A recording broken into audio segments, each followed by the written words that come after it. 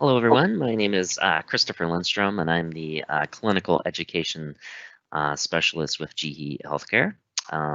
Actually, clinical education leader with GE Healthcare. I've been with GE for approximately 2 years. Prior to that, I worked at the University of Washington Medical Center in Seattle, Washington, where I had a lot of experience with MUSE because I worked in the ECG lab. Today I'm going to be talking about MUSE database search functionality. So I'm going to go ahead and I guess if we can advance to the next slides here. There we go. Perfect. So to optimize your database search in MUSE, it's very mindful to be cognitive of the data that it's actually being collected in the database. So the old saying "junk going in equals junk going out" is very much true with getting the results, ECG results. So for example, if you have flatline ECGs that are being saved and confirmed, or really poor data quality ECGs, multiple ECGs on the same patients that are within minutes apart, or ECGs that are missing demographic information, all that stuff that gets stored into MUSE and confirmed into MUSE, when you are doing a database search, it's just going to pull up just junky results, and that's something that you want to avoid. So that's where the MUSE editor comes into play. The MUSE editor is kind of like the gatekeeper of the MUSE system. So they can look at the data as it comes in. They can verify whether or not it should be actually sent to a physician to be reviewed, and then just delete the really poor data information. So that's kind of the purpose of the MUSE editor, and they have like a very important part. From there, we would want to make sure that the overreader is actually using acronyms in the diagnosis statement. That's how the database does its search when you are looking and trying to capture looking for specific information. For example, if you're looking for how many patients had atrial fibrillation in a month, if they are free texting the word atrial fibrillation and not using the acronym associated with atrial fibrillation, then you're not going to get any results on any free text stuff. So that's why we really advocate for acronyms, or the overreader to use acronyms. Now, if you notice that a physician or the overreader uses certain words or phrases that are not part of the diagnosis statement, then those statements can actually be added, or phrases could actually be added into the MUSE statement library. So that's why it's important to kind of utilize the statement library, particularly for physicians that have particular phrases they like to use, or if an emergency department is trying to calculate whether or not there was a STEMI or no STEMI, they can sometimes use like particular verbiage that they might want to put into the ECG. So you can actually utilize that statement library to kind of help with getting the database search information that you would like to achieve. From there, the other final thing on the slide here is, what are you actually looking for? What are you trying to achieve from the database search? So it's very important to kind of come up with a plan of what you're trying to search for. Knowing what you are looking for is going to make running the database search much easier to do. So we can go ahead and slide over to that next slide. So when a user logs into the system and they go and to the database search section from MUSE, when they get into the database search, it takes you right over to the I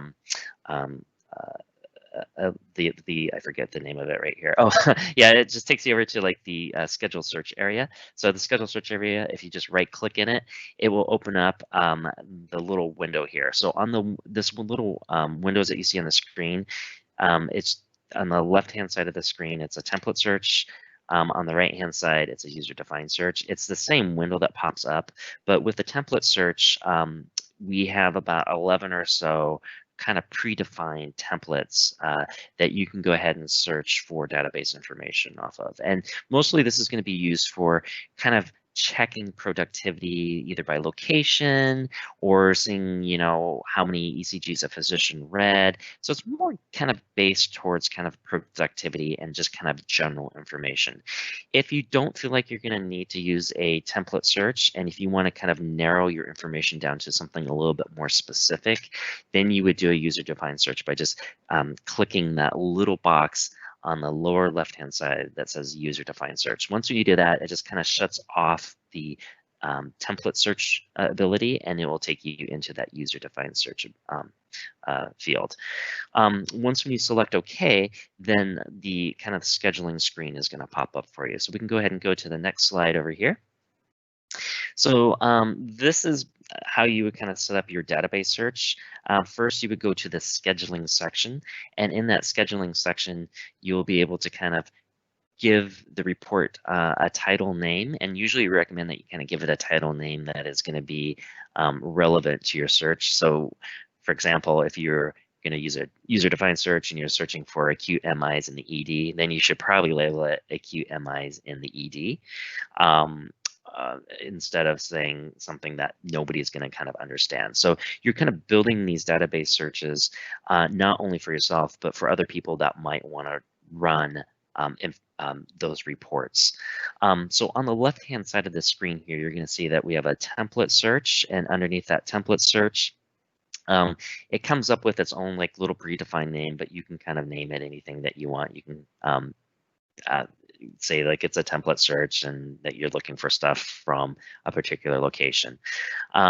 If you are doing a template search, you can actually kind of narrow the search down by location. However, it will only give you like a location range. You can't just do like commas and dashes and hyphens. It's just only like a specific location range. So again, it's just kind of a general way of kind of pulling up kind of some quick information for a template search. User-defined search might be something where that you might want to kind of refine it just a little bit more. So in that user-defined search area, again, you can give it a report title name. And then you can also search by a particular data fields, whether it was like the acquisition date or the acquired date into Muse, confirmed date. So you can kind of base your searches based upon that.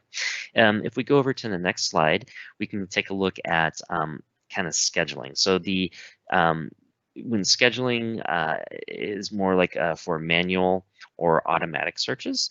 So whether you're doing a template search or user-defined search, this is kind of the same thing, how you would set this up, the scheduling the same for both of them. So at the top of the list here, we have just a manual. You can search manually, and you can either run once now or run once at a scheduled time. And that scheduled time is what you have already set up for your database searches to run. So if you did run once at scheduled time, then at 2 in the morning, if you have that scheduled for database searches, that would be the information that would be searched upon. Word of caution, when I've always run the manual reports, when I first started doing this, I always would forget to select run once now, and then I would try to figure out where are my results. Well, that's usually the common thing, is I always forgot to hit the run once now. So I always just make sure that people are aware of that. In this situation, in this picture over here, you can determine whether or not you want to search between the acquisition date. So you can just select the date that you want to kind of narrow that search down to. And that's for your manual runs. You can also do a daily run. So if you wanted to print up every day, a lot of places will do that to see how many ECGs were done the day before. You can do weekly searches, and then you can also do monthly searches. And again, those monthly searches, from where we used to run them for, was just to kind of do our tallies at the end of the month to see, how many ECGs and tests were done in certain locations, and then we would submit that to our team, to our business leadership, and they would see our productivity, and they determine whether or not we need more staff. So if we go over to the next slide, we can kind of take a look at what a user-defined search would look like. So in that user-defined search, on the previous slide in the user-defined search, you had the ability to do your scheduling and printing here, and you also have parameters. So these parameters allow you to kind of narrow in to what you're trying to look for. So it allows you to kind of, I like to look at it as like as a telescope, or where you can just kind of zoom in. Actually, maybe microscope might be a little bit better. Microscope. So you can kind of zoom in and look deeper in for that particular information that you want to look at. So when you are actually doing a user-defined search, some of the options that you're going to probably want to do is select the general setting, and underneath general, it's going to open up another select series of data points that you can look at. So one that's going to be important is patient demographics. It's always kind of good to kind of get some sort of patient information in there, whether it's the PID or like the last name of the patient.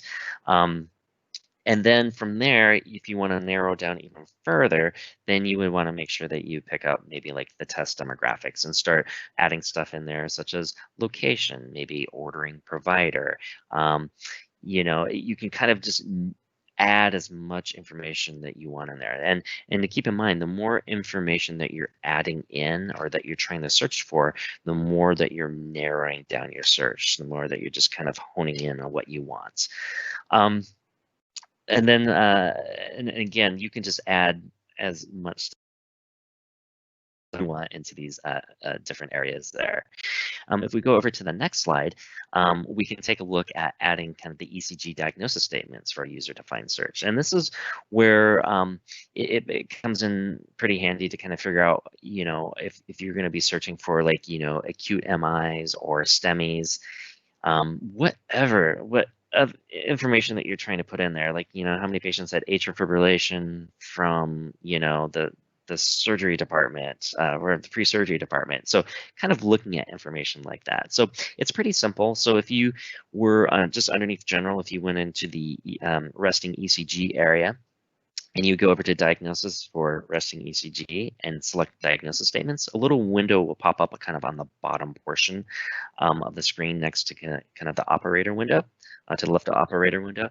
And that's basically just showing you kind of the listing of all the statements that you have in your statement library. So everything that you put in your statement library, this is where it's important to add stuff into the statement library, it's going to be in this little area over here. So you can actually do your searches based upon that. So in the example on this little screen, if we kind of look at the search data range, you can kind of see that we have like a last name, we have a patient ID, and this is kind of in the upper right-hand corner of this little window here. We have acquisition date and time, location, test type value, we're looking for resting ECGs. And then for the diagnosis statement, you can see that I have like acute MI and or STEMI. So what you're doing is you're basically just kind of searching for that information either as the acronym or the text statement. Once you find something, you can go ahead and just like left click on that statement and it puts it into your search data range. And then if you wanted to add an additional thing like search for an or, like the S where it says acute MI and then or STEMI, if you hold down the control key on your keyboard and left click, it will just add that additional statement in there for or. You can also add in another diagnosis statement. So if you don't want to search for, you know, acute, so if you were searching for acute MI or STMI and you wanted to look for something like, okay, and then we also want to see if there's maybe like left axis deviation going on, then if you wanted to add that in there, you would just go back underneath general, underneath resting ECG, underneath resting or underneath diagnosis resting ECG, and then double click on the diagnosis statement and it'll put in that additional diagnosis statement below it. So you can kind of build upon of what you're trying to achieve from adding in these additional diagnosis statements. And the fascinating thing about these database searches is that you can go pretty much in depth. So I had to do, when I worked at the UW Medical Center in Seattle, we would also do a lot of like research stuff. So then we would take a look at raw beat amplitudes, you know, raw data, ECG data that our cardiologists were looking for some studies that they were creating. And so we would kind of go in and kind of help them build that. And so it was a pretty cool thing to do. All right, so we can go over onto the next slide. From there, so your other options are printing. So with printing, that's pretty obvious. You can send it to a printer device. You can fax if people are still faxing. I know still doing faxing everywhere. You can email it to a particular person, or send it out in like a PDF export. The thing about the template search, though, on the left-hand side, you have a few different options for kind of like your print format. So you can do a header only, you can do a list, or you can do a tabular summary. You are not able to actually do a tabular summary when it comes to the user-defined search. You're not able to do it for user-defined search. It's only a header only and a list. If we go over to the next slide, when we are finished doing our search, we'll go over to the search results screen. And the search results screen basically just kind of gives you the listing of all your search results.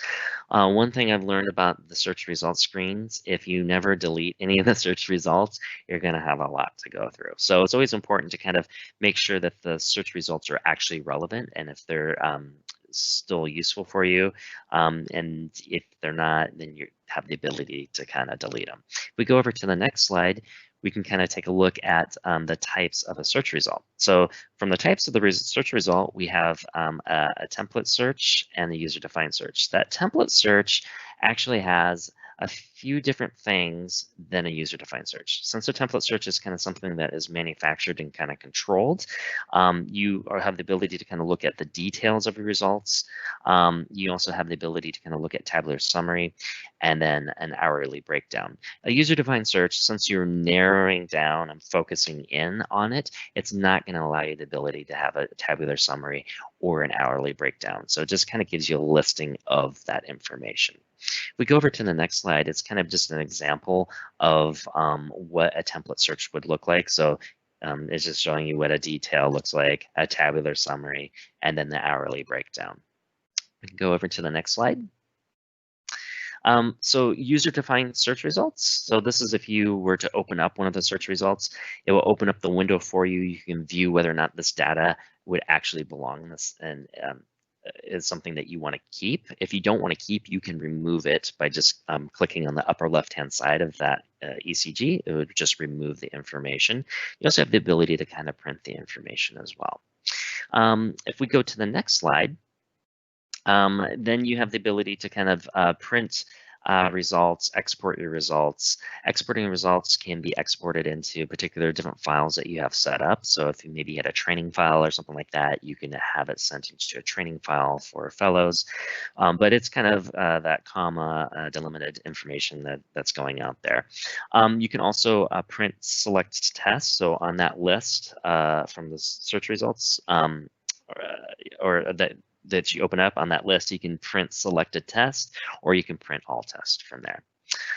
If we go to the next slide, and I think this is my final slide here. So it's also kind of important to kind of manage those schedule searches. Again, you know, if you've been using Muse for many, many years, you probably have a long list of managed schedule searches that are popping up. So it's always a good idea to kind of go in and just make sure that you still really want to keep them, or if you want to kind of lock those tests or unlock them. So to do that, all you have to do is just you know, click on the test with a left click and right click. When you right click, a little window pops up, and you know, it allows you to kind of copy that. So if you feel like this is like the best search result ever, and I want to copy it and maybe modify it for something else, you could do that. You could block or unlock the test. So if you thought this is the perfect schedule search here, I don't want anybody to touch it, then you have the ability to kind of lock it, and nobody can kind of go in and you know, once it's locked, it's basically say, hey, don't unlock me. And then if you look at your, if you figure like, you know what, I want to like run the test right now, you can do that as well. You can do a run now. And if you feel like this is no longer relevant anymore, I just want to go ahead and delete it, then you can delete it from there. So that's pretty much about it with our database search functionality. We will be taking questions towards the end. I will go ahead and pass it on over to Nick.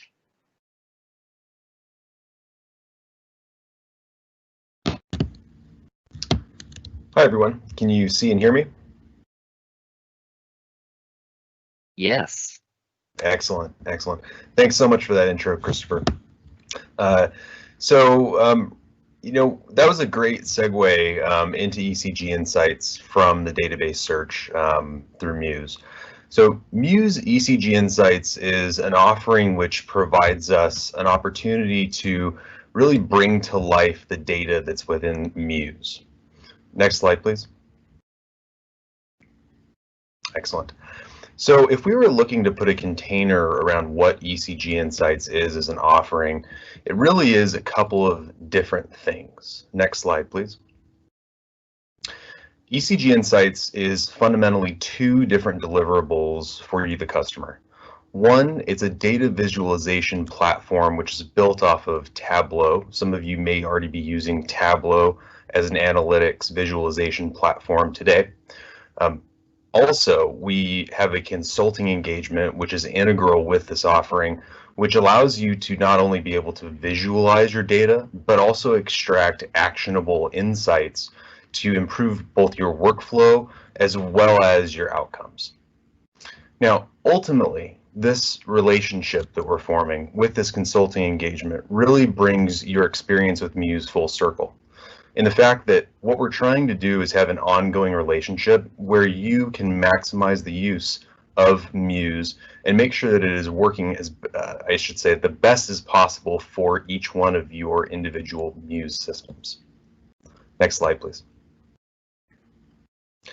So if we think about from a technical standpoint, what Muse ECG Insights is, it's a standalone server which actually extracts data directly from the Muse database and utilizes a custom-built Muse data ingestion service that is able to aggregate certain data and provide it to Tableau, and Tableau is where we are seeing the data visualization of the output of that Muse data ingestion service that you're seeing on the left-hand side of the yellow box.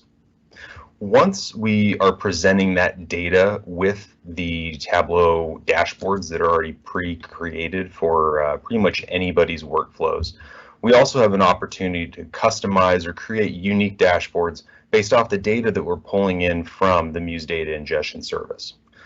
Currently today, the ECG Insights offering is really only presenting resting ECG data. Next slide, please. So if we think about what ECG Insights delivers beyond just data visualization, we can really put it into a couple different buckets. Next slide, please. So at a high level, what ECG Insights does is allow us to provide context and visualization of data which is already living within Muse. In some cases, some of the same data could be extracted using a Muse database search, and in other cases, ECG Insights is the only place that you'd be able to pull some of these data. Now, when we talk about being able to visualize the data, that's only half of your use of the data. So to consume the data and then to apply it to a solution, that's really where we come full circle with the overall offering. We also have the ability to track the KPIs that may be unique to your facility and adjust unique dashboards accordingly to meet your KPI needs, even as they change from year to year. The last component that ECG Insights really provides is not just an operational ability to improve your operational outcomes. It also allows you to improve the experience of the ECG moving through your entire workflow and making sure, or at least supporting, on-time diagnosis and acquisition of ECGs. Next slide, please. So, yep, perfect. Next slide. Okay, so ECG Insights really provides these solutions in a couple of different ways. The first way is through the dashboards that we've already talked about that allow you to track both generic KPIs as well as unique KPIs for your individual workflows. Now, that's only one part of it. If we think about the dashboards that ECG Insights really, the product itself really lives in, they are a very, very useful tool for you to be able to extract your data, visualize it, and drill down into very, very specific, I guess, needs. In a lot of cases, when we drill down into these different dashboards and these different visual metrics, we're able to see the root cause. Now, just because we're able to see the root cause doesn't necessarily mean that a clear call to action to improve those KPIs is always there. That's why we've partnered with our clinical applications team and some of our former customer Muse admins who know your systems extremely well because they used to be you, in the form of a customer success program. The customer success program offers an annual on-site visit and really allows a mapping of your entire workflow wing to wing in order to appropriately advise on operational opportunities for improvement, both as a standalone, I guess, observational improvement strategy, but as well as a marriage with ECG Insights dashboards so that there's an ongoing quality improvement process which can be repeated. Next slide, please. So if we think about the dashboards and we break down that component of the offering, there are 6 total dashboards that we would be seeing. The first dashboard is an executive summary dashboard, which provides an aggregation of the other 5 dashboards in a way that's meaningful for a lot of our stakeholders who are interested in the data coming from Muse. The next dashboard would be an asset utilization dashboard. At its core, this asset utilization dashboard looks at device throughput, and it allows you to drill down based off of cart, based off of location, based off of software version of the individual cart, and then it also is able to associate the utilization with certain care areas so that you can make the correct, or I should say, you can make the best judgments about how to best use your assets. As a sidebar, when we consider asset utilization inside of COVID and the need to generate ECG data for correct diagnosis and making sure that our patients are being cared for, as best as possible using our ECG data, asset utilization is a way for you to maximize the use of your existing carts, with ECG Insights providing the data and the visualization of that data in order to, I guess, inform the best use of your devices. The next dashboard would be the ECG quality dashboard. It really circles around a couple of different items related to the acquisition of each one of your ECGs. The first would be the use of Hookup Advisor, whether it is being used from the standpoint of whether it's turned on, number one, and then also the reasons that Hookup Advisor would have issued an alert saying that the hookup isn't good, etc. Another item would be the 12 SL statements that have been deleted. And with each one of those components, it really allows us to drill down to location, the specific cart, the specific technician, and then look at those individual ECGs which have got certain filters applied to them. This really allows you to monitor the acquisition of your ECGs and the quality at the point of care, or the point of acquisition, if you will. The next dashboard would be something that is actually going to be, it says discarded ECGs on here, but we should think about this in the context of basically looking at ECGs which have been discarded for certain reasons. In some cases, it could be associated with a certain time, a certain location, a certain facility, or a certain technician or a certain cart. It really gives us some visualization of how well we're acquiring ECGs throughout our workflow. The next dashboard is the workflow efficiency dashboard, which really looks at each one of the components inside your Muse workflow to make sure that we are seeing not just the time component, but also the throughput. Meaning we see from wing to wing what it takes from the time that the ECG is actually acquired to the time that it's confirmed by the physician. But we can break down that workflow even more, and we can look at time from acquisition of the ECG to upload to Muse. We can look at the time from Muse to demo complete, and we can also look at the time that it takes the physician to confirm. And again, with all of the other metrics that we've talked about, we have the ability to drill down to the cart level, to the tech level, to the physician, or to the step inside of the workflow, which may have a gap. In some cases, what we've seen is that there's an ability to extract data which isn't exactly obvious when we see just the time to Muse or the time to confirmation data. This allows us to be able to use our workflow engagement as well as our workflow consulting to be able to inform how best we can improve the overall workflow time from acquisition to confirmation by the physician. The next dashboard is the transmit time efficiency dashboard, which really looks at how long it's taking from the acquisition of the ECG to transmit to Muse. In some cases, this dashboard really only provides time for a very specific component of the previous dashboard. But the insights, no pun intended, that we can gain from this one dashboard provide data about the asset itself. And when I say the asset, I'm talking about the acquisition device. When we're looking at that, it gives us the ability to determine maybe there's something wrong with the network inside of a specific area if it's a wireless connection. It could provide us some information about whether our cart's wireless settings are appropriately set up. And it really provides us an ability to look at something at the asset level in order to determine, as well as the location level, to determine whether we are meeting our expectations for transmit times. The last dash, actually that's covering all of the dashboards there. Yeah, perfect. So if we think about the deliverables, or we should say what we're providing with the customer success program, it's really having an individual relationship with the customer success manager, which would be assigned to each individual customer. The first component of the customer success manager's offering is really an on-site visit in order to determine the workflow that your facility or your organization is currently using, wing to wing from acquisition all the way to confirmation, and all of the ancillary components that could impact all of those different workflows and components, as well as a presentation of findings to you. Based off that presentation of findings, we can both provide clarity through the 6 dashboards, which I just talked about, but as well as creating custom dashboards within a certain context based off of your individual needs.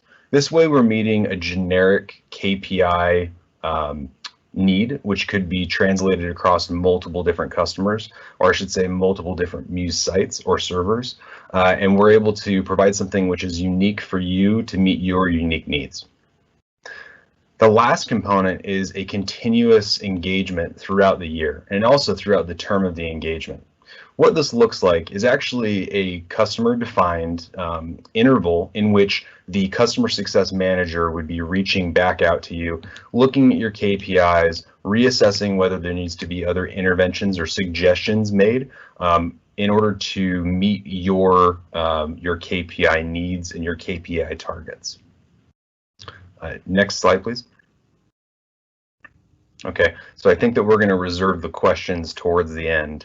I know that I'm a little bit ahead, but I look forward to hearing some of your questions, and I hope that you enjoyed learning about ECG Insights as much as I enjoyed talking about it.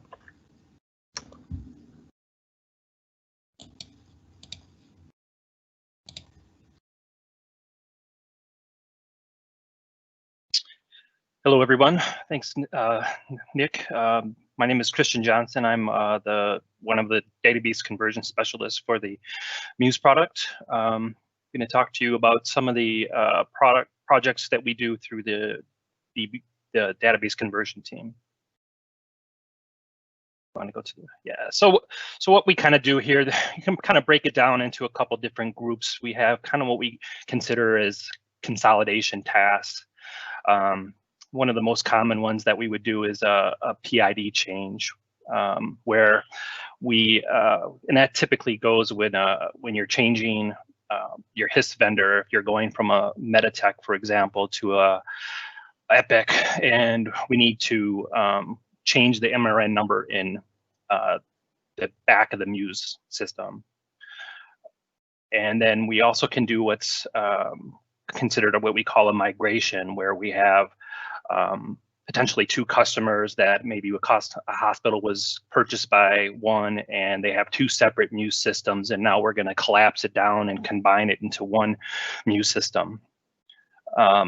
Site merge, where we will actually merge the data together and try to take advantage of the Muse serial comparison and serial presentation. And extraction, where we could actually split out records and maybe move from one site to 2 sites. We have a competitive import, where we look to convert data from another vendor, such as Philips or Pyramis, and we will import that into a MUSE system. Database export, where we will do large exports of files to other applications like Airstrip or to a vendor-neutral archive. And then we also now are offering what we call a database cleanup, where we can clean up some users and that kind of thing. So all of these tasks, we typically use and install a tool on the MUSE server, the database conversion, the database server, where we would use this validated tool to make a connection to the SQL database, and we run these processes. If you want to just go to the next slide, please. So this slide here is a PID change, which is probably the most common task we would run, where we're updating one medical record number to one. And we're typically doing this to align the data in the background so that we are preserving the serial comparison, serial presentation, and we're, changing the MRN number equal to the one that's coming in from the interface. A lot of what we do with the database conversion projects is we work with customers to resolve what we call conflicts. And MUSE has been around since the 80s. ECG is very high volume, so you have millions of tests in some cases in some of these databases. And we will have to work with customers to resolve what we call conflicts. And we'll come back to that here in just a second. We have multiple different ways in a project to change the MRN numbers. It could be as simple as just adding zeros. We need to add 2 zeros to this current MRN number, or add a prefix such as an M, as we show there. The other way we can change a PID, and most commonly, is we use what's called a mapping file or a crosswalk file, a was-is file, where either a customer will give us a dump of his system with the number that's currently being used in MUSE and the number that we're going to be changing to. We need at least those 2 columns, but if we are given demographic information, then we can do some demographic matching. If you want to go ahead and go to the next slide there. So this would kind of an example of a PID update using a crosswalk file. And on the upper left-hand corner here, we have some examples of some fictitious patients where we'd have at least, you need the 2 columns there, the current MRN number and the new MRN number. But again, if we have the demographic information, then we would do some demographic matching to make sure we're updating things appropriately. And we would match that crosswalk file, and we look at the patient demographic information on the patient's folder level in MUSE to make sure that we are updating correctly. And since MUSE has been around for so long, a lot of times what you run into is maybe the crosswalk file will have a last name, a maiden last name for a woman, and then in MUSE she has her married name, and so we would have to go through some conflict resolution. We give that feedback to somebody clinically on the hospital side to make sure that we're updating things appropriately or not. If you want to go ahead and move to the next slide. So there are some ways to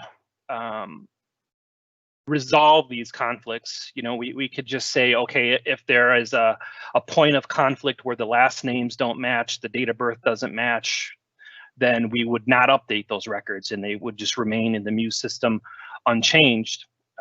The impact of that would be that, if the patient comes back into the MUSE system and has a file sent to the MUSE system with the new MRN number, it would not see the previous test for a serial comparison, serial presentation. As far as MUSE is concerned, that old MRN number is a separate patient.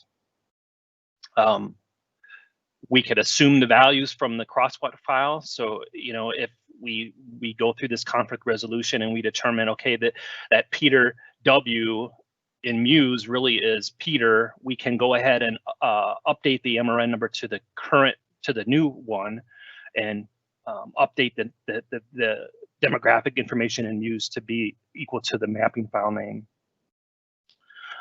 Sometimes what we'll do is if we have a large number of conflicts, going back, it could be that the MUSE had a PID change at some point in the past and they didn't update the MRN numbers in MUSE, so there's a conflict there, and a lot of times customers may elect to prefix them, prefix the current MRN number in MUSE with those conflicts with an X or something, so that they know that that wasn't changed for the MRN number. So we walk through this conflict resolution with the customer. It's a lot of spreadsheet back and forth, and we would then use those recommendations from the customer to execute that PID change. If you want to go to the next slide here. This is a slide on this site migration. And a site migration typically is where you have two different servers, two different hospitals, and maybe one hospital was bought by another organization, and we're going to collapse it down and consolidate MUSE into one server so that we only have less overhead on as far as maintenance goes of the server, backups, that kind of thing. You would save on service contracts. If you don't, that way you don't have to have two service contracts for MUSE. So we would migrate the site over to the new server. And if you want to go ahead and so with the site migration, there is some conflict resolution, but for the most part, it's just kind of, if you want to think about it, it's picking up one site and moving it over to the server and adding it in. There is some conflict resolution that has to happen as far as, you can only have one site one, so you would have to migrate that site number on as a new site number. The MUSE users are for a migration are typically a big one, where what I'll call the destination server, where we're moving the data to. You could potentially have a user ID number 1, for example, and we're migrating on a new site, and that user on the source site there is already a user number 1, so we would potentially have to change some user ID numbers. But for the most part, everything kind of comes intact over there. We bring over the patients, the tests, the HIS information. It all comes over as part of that database, and we would bring it over intact. We can bring over things like the modems and formats, but there may have to be some editing once that's brought over in the application. We bring over the entry in a database, essentially. So if the computer name is changed or something like that, we may have to update that. Some of the things that don't come over as part of a migration would be the discarded data list and the patient access logs. Those don't come over as part of a site migration. If you want to go ahead and so site merge. Here again, we have two separate servers. We're bringing one site over, and we're gonna merge the data into one site. So we have all the data, patient data, in one database, and you can take advantage of the serial comparison, serial presentation across all those sites. Where if you have separate sites, you don't see that serial comparison, serial presentation.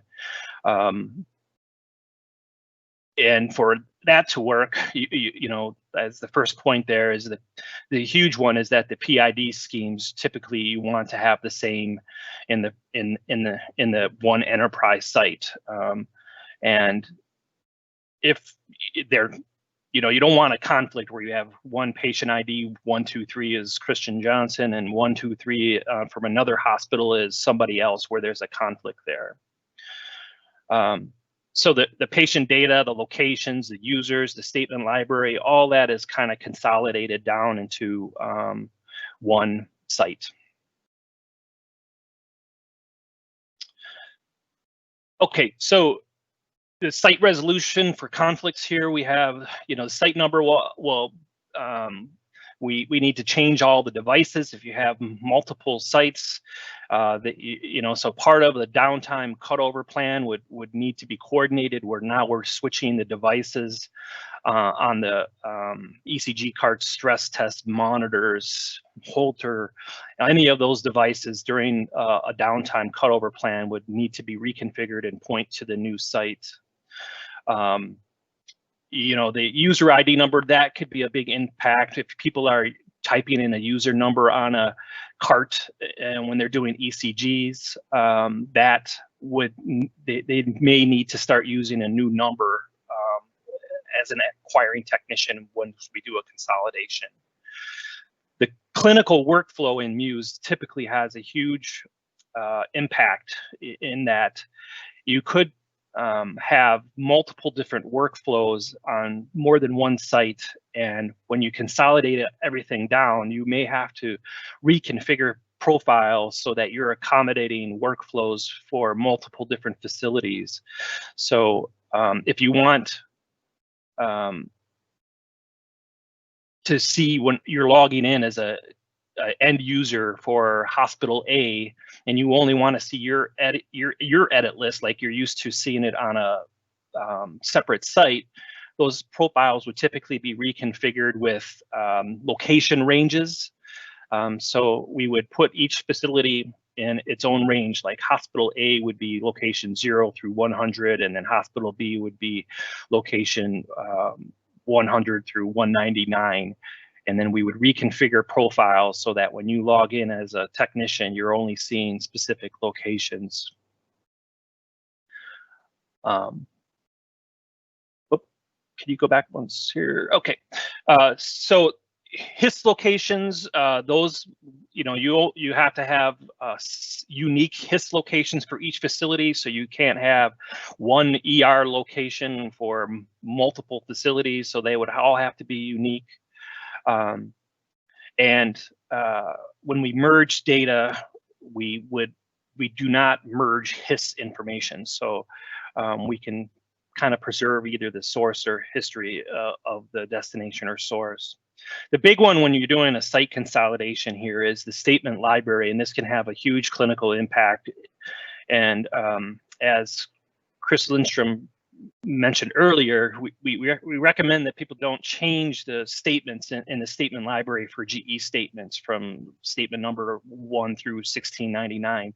Those are the statements that are used by the GE 12SL algorithm, and those are the ones that would print off on the ECG pink copy at the cart. But however, there are times where people determine they want to change those in the Muse statement library. And when we're merging data together, if there is a huge difference, let's say the destination site, the site where we're merging data to, for whatever reason, they changed the normal sinus rhythm, somebody went in there and modified that statement and changed it to atrial fibrillation. Well, if that statement number is 1, and we're merging in a source site that has a statement number 1, and it says normal sinus rhythm, once we merge that data in, we would essentially change all that historical data to match what the destination is. It's kind of a common phrase with us is the destination always wins. So if we were to just merge that data without taking any preventative action, we would change all those ECGs in the source site. Once we merge it, they would all say atrial fib after we're finished. So we pay particular action to the statement library and make sure these statements are in line. And if they're not, we would work with this customer to potentially apply a fix or a solution to preserve the source statement as it was at the time of confirmation, so that we're not changing any historical records in the DAC of the database. Okay, if you'd like to change the next one there. So the site merge continued here. So the patients and tests, when we go to merge, we would do another set of conflict resolution where in the source and destination, if the same ID exists, we look to make sure that the patient's demographic information is lining up and that we're not merging incorrect patients to the same file or folder. And there are a couple different options to do with those resolution. We would work with you guys to either merge the data in if we are confident that they are the same, but there's minor demographic differences. We could leave those conflicts in the source site and leave that kind of as a historical data site. Or we could merge it all through to the MUSE edit list, and that potentially could be some manual review and correction on the technicians or the MUSE end users after the migration, or excuse me, after the merge is complete. Some of the things that don't come over when we are merging sites together or combining sites is that the report distribution for the source site would need to be recreated. So the destination site, again, you know, destination always wins. That destination that's on the site that we're merging into would stay intact, but we could potentially have to reset up some report distribution for the sites that we're merging in. Discarded data lists, those don't get merged. And again, the patient access logs, those don't get merged, but the database searches, those don't come over as part of the merge, and those would need to be recreated. So we typically would look to see if there's any searches that are running automatically on a daily basis and kind of work to get those set up on the destination as part of the cutover to the site merge. The source sites, they could potentially need to be the destination database searches, those potentially need to be edited as well, because if you're running a search on site 1 that is just site 1, once we merge the data, if you don't make any filters, potentially by location range, then that would pull data for all of the sites. So you may need to edit those to be specific for the facility that you're trying to grab data for. If you want to, yep. So an extraction is where we could potentially have a customer, maybe there is a facility divorce, or there's a site where one is being bought from another one and they're now moving to a different server. So we can extract data and move that to a new site. And we could do that through a mapping file or use MUSE database search to do that. And in those site, the data that's copied, we can leave it in the existing site and just copy the data to it, or extract that data to a new site and leave it, or we could purge the data from the data from the database that we extracted it from. Next slide, please. Okay, so this is what we do is a facility that is going from a non-GE customer. If they're maybe leaving Philips or Mortera, Pyramis, and they're coming, they're now going to be a GE customer. So we would work to extract XML files out of the other vendor system, Philips, Pyramis, and what we do is then we would import them into MUSE via XML, and we would then potentially take that data once it's been imported to a MUSE system, and using our other tasks such as the PID change, the merge, we could merge it into an existing site or migrate it as a new site so that we can get that historical data preserved from the other systems. There is a note there that it is the ECG only. We from an XML import from a third-party vendor or Philips or another customer, we only do XML with ECG.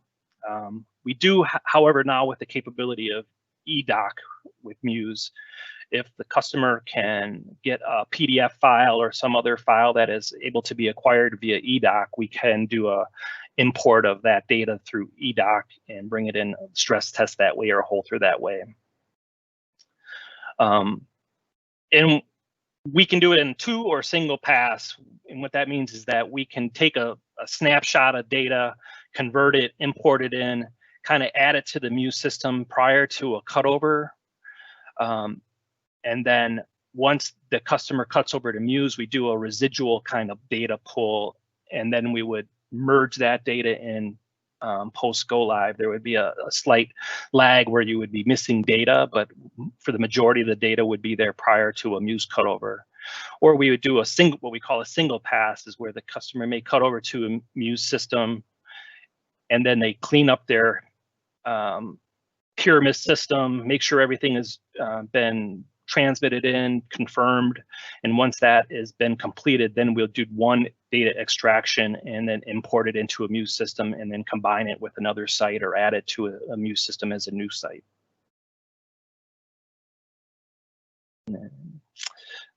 Database export, which has been huge lately.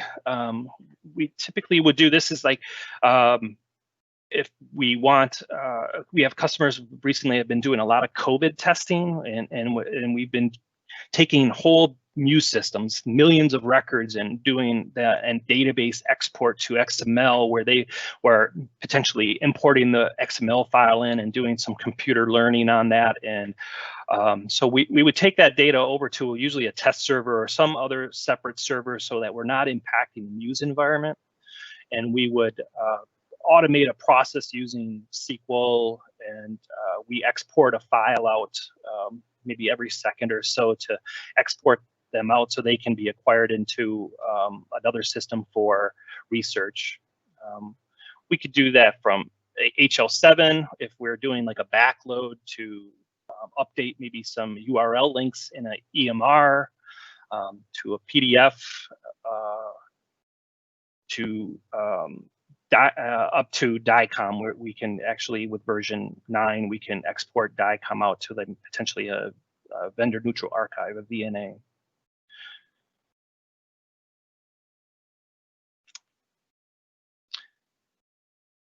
So this is kind of just covering the same thing here. Yeah, you can sweep it. And then for our newest release of our tool here is we do have now some cleanup tasks that we're offering. As most our customers know, is there's currently no way to remove or delete users from the Muse application itself. There's nowhere I can tell you to go into Muse and delete a user. So we can now offer maybe what we're calling Muse cleanup, where we can, if there's duplicate users in there, where we can merge those users together or delete users that are maybe not any longer in Muse. We can offer to reorganize some user ID numbers. So over the years, with some consolidation and new people coming and going, the user ID numbers may be all over the place, and we can potentially put them in ranges. If you have a hospital A, you know, we could maybe put them in location or user ID number 1 to 1000 and 2 to 2000. So we can reorganize some locations. So there's a lot of things from a user cleanup stand-up that we're kind of able to do now, and a lot of that is mapping file driven, where we would work with somebody to give them a list of users, and they would return it back to us with what they want it updated to, and we would work through some conflict resolution and prior to updating that.